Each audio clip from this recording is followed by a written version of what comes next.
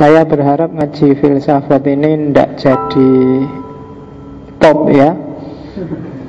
Jangan-jangan nanti lama-lama jadi pop. Pop itu cuma ya namanya aja pop, jadi sekali muncul terus nanti hilang. Usahakan ambil semangatnya, ambil wisdomnya, semoga bermanfaat. Terus jangan bosan-bosan. Kelemahannya orang belajar yang paling berat itu sebenarnya bosan dan males. Dua itu. Kalau kalian bisa menaklukkan dua musuh itu, insya Allah sukses di dunia ilmiah.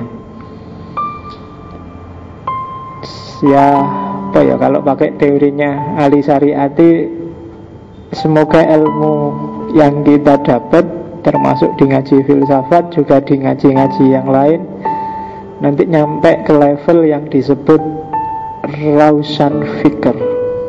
Bukan yang lembaga loh ya. Itu yang dari Ali Syariati. Jadi level Rausan Fikr itu penjelasannya panjang, cuma intinya gini. Ambil aja beda istilah. Ada sarjana, ada ilmuwan, ada intelektual, ada Rausan Fikr. Ini sebenarnya level tertinggi Rausan Fikr. Sarjana, kalau sarjana itu gampang. Sarjana itu kan yang penting dapat ijazah, lulus, IP-nya bagus, itu sarjana. Teman-teman yang di sini insya Allah semua besok akan jadi sarjana. Lulus itu kan gampang, tidak harus kamu pinter kadang-kadang.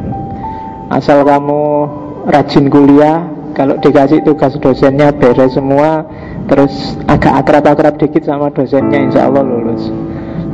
Ya, gak mungkin dosennya tego ngasih kamu gak lulus, memang sudah akrab. Sarjana, insya Allah semua sarjana. Tidak semua sarjana itu ilmuwan. Hanya mereka yang mendalam, yang expert, yang ahli di bidangnya nanti disebut ilmuwan. Sarjana itu cuma formalisme dari ijazahnya. Ya kayak kalian habis ujian kan terus lali kabeh, materinya kemarin apa, yang penting sudah dikasih nilai ya selesai. Hanya orang-orang tertentu yang ilmunya mengakar dan dia disebut ilmuwan. Mungkin dari ribuan sarjana, mungkin puluhan ribu tiap tahun yang diproduksi di Indonesia, paling tidak nyampe ratusan atau mungkin hanya puluhan yang jadi ilmuwan. Dari sekian banyak ilmuwan, lebih sedikit lagi yang jadi intelektual. Intelektual itu orang yang tidak berhenti di ilmu, tapi juga melihat sejauh mana relevansi dan manfaat ilmunya untuk dunia nyata, untuk kehidupan sehari-hari, untuk masyarakat. Itulah intelektual. Nanti ada seorang filosof sosial kontemporer namanya Antonio Gramsci yang punya teori ada intelektual organik, ada intelektual tradisional. Intelektual organik ini nanti yang Rausan Fikr. Jadi dari sekian intelektual yang tadi disaring dari ilmuwan, lebih sedikit lagi nanti yang jadi Rausan Fikr, orang-orang yang tercerahkan dan mencerahkan. Jadi ya mungkin tinggal 1-2 itu, syukur-syukur ada. Nah, jadi ada banyak sarjana, tidak semua sarjana ilmuwan, tidak semua ilmuwan itu intelektual. Kan banyak ilmuwan yang cuma bikin ruwet, bikin kamu pening, nggak ada solusi, ini karepe piye, cuma debat menang-menangan, cuma nulis buku, cuma nggak selesai. Yang punya kepedulian sosial itu intelektual. Cuma dari sekian intelektual ada yang jelek, ada yang bagus. Yang bagus inilah nanti namanya Rausan Fikr. Ada yang membagi, ada intelektual profetik, ada intelektual diabolik. Intelektual profetik itu yang ilmunya bikin kita semakin dekat sama Allah dan semakin bermanfaat di masyarakat. Kalau intelektual diabolik, diabolik itu akar kata kalau ada yang sering main game Diablo itu.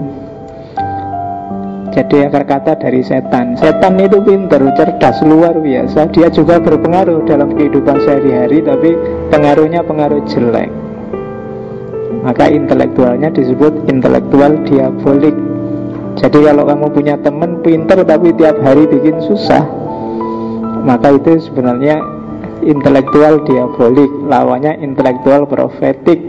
Intelektual profetik inilah nanti yang disebut rausan fikr. Nah, usahakan ngaji di mana-mana, termasuk di masjid ini kan kamu enak ngajinya gratis, gak bayar, dapat teh. Nah, mumpung kan nggak ada gerundelan, nggak ada ganjelan, wong free bebas sakarepmu, manfaatkan sebaik-baiknya untuk ketemu cahaya biar kamu tercerahkan. Dan jangan takut kalau kamu bercahaya, sebenarnya manfaatnya nggak cuma kamu, yang di sekelilingmu juga pasti ikut. Entah dengan jalan yang mana. Yo, gambarannya kalau di sini gelap, satu orang punya lilin, itu yang terang kan bukan cuma dirinya, tapi lingkungan sekelilingnya juga. Makanya kan ada hadis yang barang siapa naik bisa masuk surga, dia bisa membawa 10 saudaranya. Itu maksudnya kalau dia tercerahkan sudah, insya Allah lingkungan sekelilingnya juga akan ikut. Nah, maka cerahkan dirimu, genjot ilmumu sampai level rausan fikr. Cuma untuk sampai di puncak itu kamu harus ilmuwan dulu, intelektual dulu, baru nyampe sana.